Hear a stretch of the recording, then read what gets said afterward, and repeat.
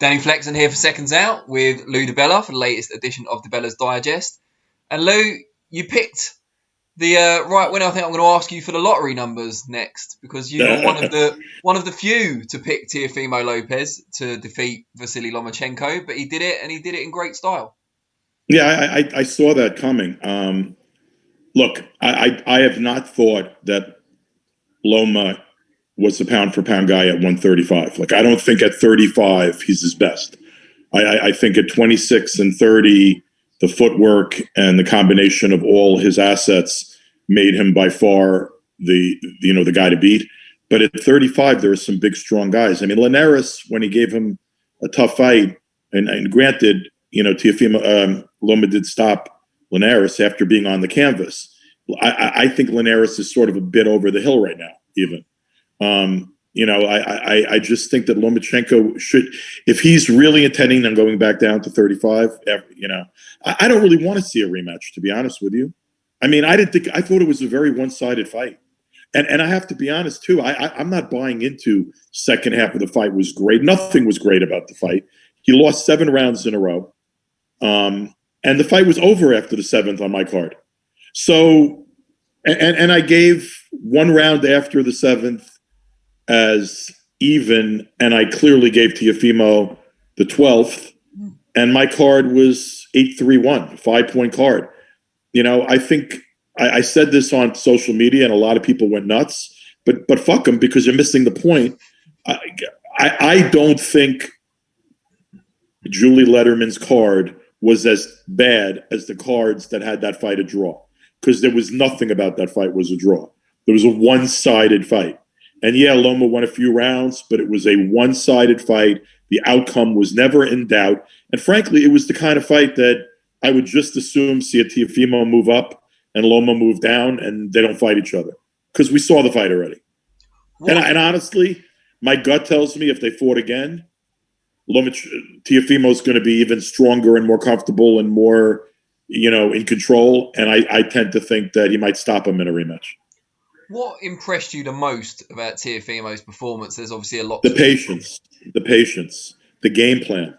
Give the old man credit. Everyone wants to talk about their turbulent relationship and the depression the kid has about the state of his relationship with his dad. I said this all along. His dad loves him, and something's working in that corner, because that was a perfectly executed, patient, victory. I mean, it was. I was so impressed by the ring generalship, the control of the ring. For 7 rounds, he outboxed the boxer.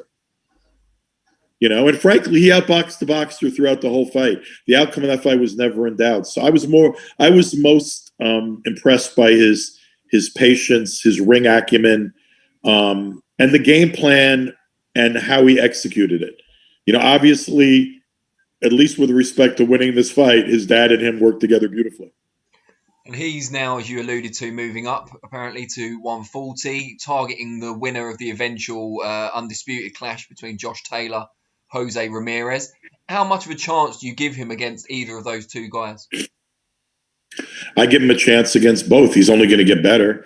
I think he'd be foolish to run to that fight, and I don't think that fight's... I mean, that's a fight that certainly needs to marinate. And there's a lot of talent at 140. There's a lot of talent at 140. Let him go up and fight a Barboza, a bigger guy, or somebody. I mean, there's a lot of guys at 140 that he can fight. A Zepeda. Let him fight that kind of guy to get to the Josh Taylor or Ramirez, because he is moving up to a bigger weight class. And there's a lot. It happens to be a more stacked weight class. There's more talent at the top of 140 at the moment than there is at the top of 135. So I'm very much looking forward to the Halloween clash between Selby and Kambosos. Yes, I can imagine. Just one more note on Lopez. He's obviously only 23, incredibly charismatic, nice backstory, talks very well. Is he a superstar yet? And if not, what does he need to do to get there now? Keep doing what he's doing. He'll get there.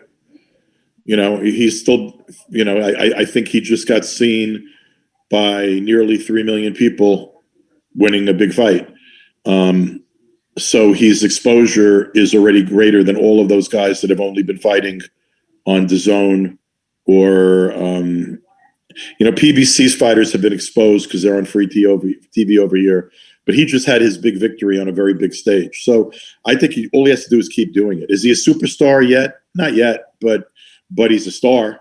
And he's our youngest star, and he might be one of the real, future hopes for boxing, particularly in the United States, in terms of being a transcendent kind of athlete. He's a baby, man. He's in his early 20s, and he's only going to get better. And he does have a lot. He has the X factor. He has all those X factors. He's got charisma out the yin-yang. He's exciting. He's got great offense. He can knock people out. He can stop people. He's got a bit of a mean streak in the ring. He's a vulnerable, good-hearted, decent guy outside of the ring, but not a guy with a guy that has the same kind of issues with family and happiness and relationships that we all do. He's very relatable, unlike Loma, who I've never found relatable. And by the way, I have tremendous respect for Loma. Still think he's a great talent.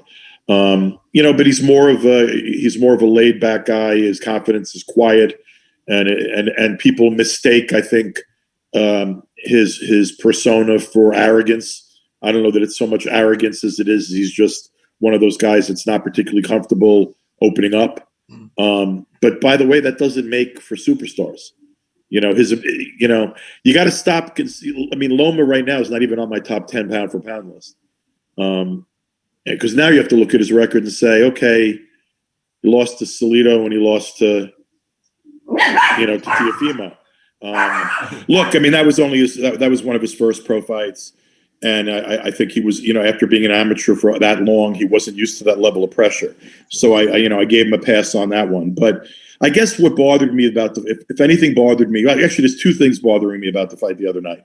One is he got surgery. I mean, obviously a real injury.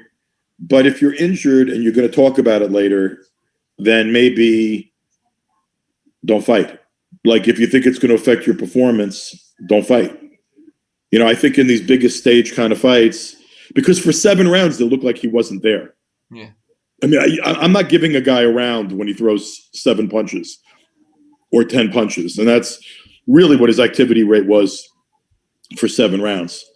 And then I thought he did pick it up, and he made the second half of the fight.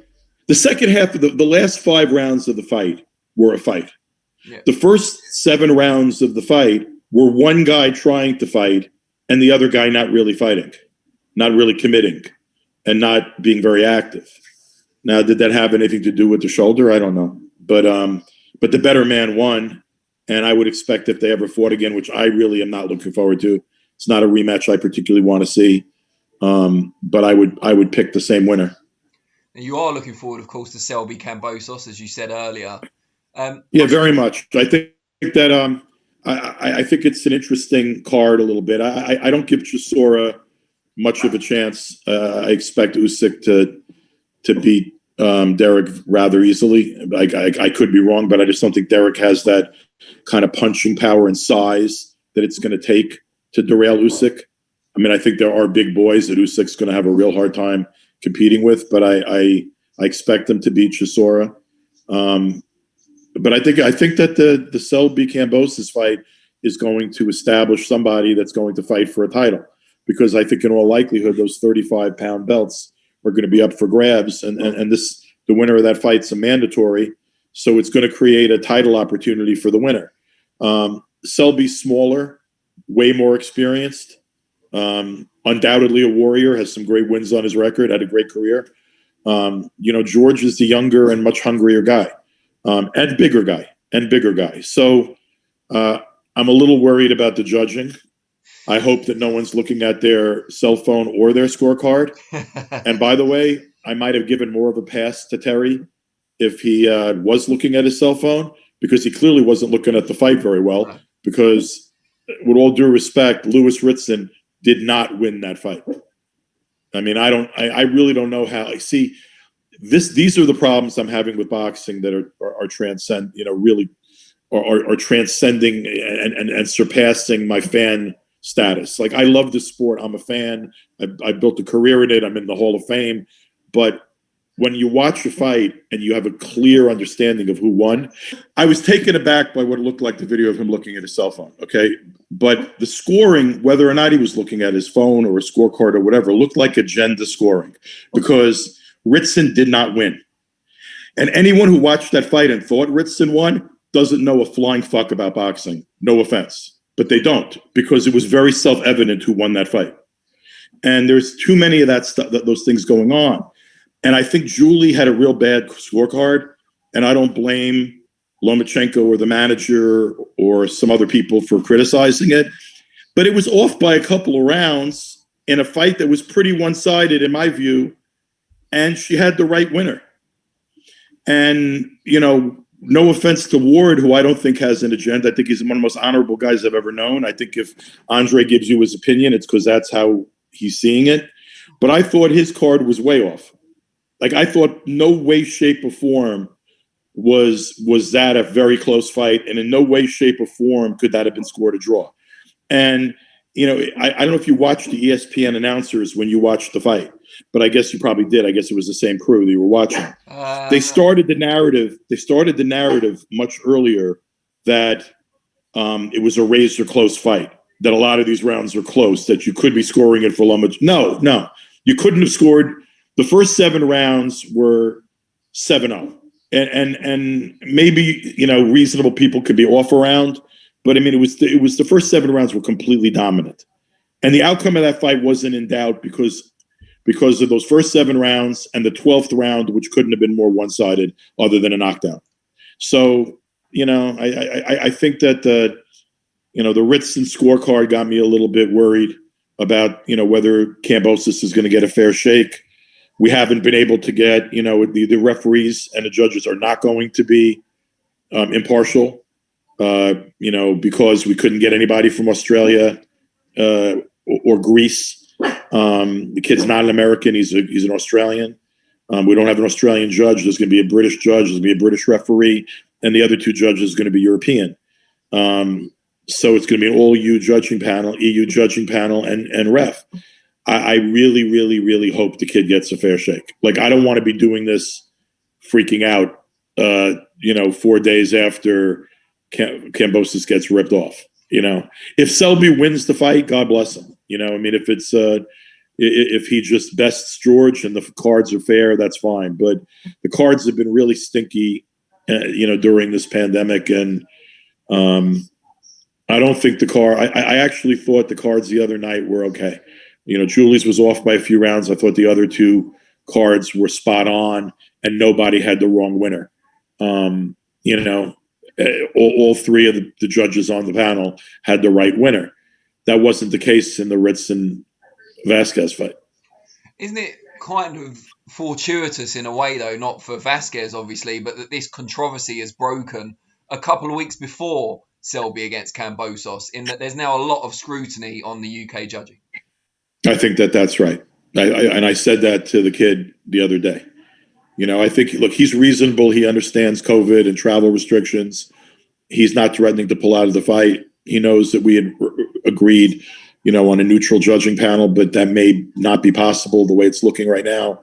But I think the fact that the scrutiny is now being placed on the judging, I think that's helpful. And Lou, I didn't ask you this at the start. It's probably the second time over these 30 weeks that I've been remiss of not asking, but how has your week been? It's okay. I was actually very happy that 2.8 million people watched that fight. This is what I do for a living. And when we put together an event that's good, it's nice to know we still are able to get that many eyeballs. But I'm very frustrated with the state of boxing right now. It's still, for every great fight that's being made, and there are a few, there's a lot of shit being put together. There are fights that not only and I'm not going to go through them because I don't want to piss people off, but there are fights that are so bad that are going to be going on to major platforms that I would rather watch anything else or do anything else than watch the fight. And we can't have that level of inconsistency in our sport and expect this business and sport to continue to thrive. There's no excuse for not putting the best product out there all the time. And, you know, like even right now, being told, like, if Gervonta Davis is able to do a lot of buys, then he must be a star, because it's, in my mind, I don't see that as a competitive fight. So, like, it's not a – now, that being said, as much as I probably will miss that fight, I wouldn't miss – even if I have to pay, I'm not going to miss Errol Spence and Danny Garcia. Sure. Because I think that that's an incredibly intriguing matchup between two of the very best guys at their division, with one of them coming off a life-altering kind of accident. Sure. You know, and this is his first fight back. I mean, that's high drama. But to me, Gervonta Davis is just a way bigger, stronger guy. And as much as I love Leo Santa Cruz, he wasn't the most powerful, strongest, physically strongest guy at the lower weight. Now he's going to move up, and he's moving up to fight a guy that the night of the fight's going to outweigh him incredibly, because Davis has problems making weight, and he really honestly is not a natural 30-pounder. He's going to be he's a stocky kid, even though he's short, and he's going to wind up at 35 and 40. And he's probably going to outweigh Leo significantly in the ring. And you know, I know what's going to happen. I feel like I know what's going to happen. So it's sort of, that fight's not one I'm looking forward to. And I'm certainly not looking forward to a lot of the really, really imbalanced matchups that I've seen on paper in the last couple of weeks as announced. I mean, I'm sorry, fights that are just no-hoper kind of fights shouldn't be advertised as quality programming. And frankly, if that's the level of fight, that only level of fight that can be made, I'd rather see something else. Agreed. Not the most positive ending, but I can't help but agree with you. Thank you. Yeah, no problem. And always a pleasure, my friend. I'll talk to you next week. Brilliant. Take care, Lou. I'll speak to you soon. Take care.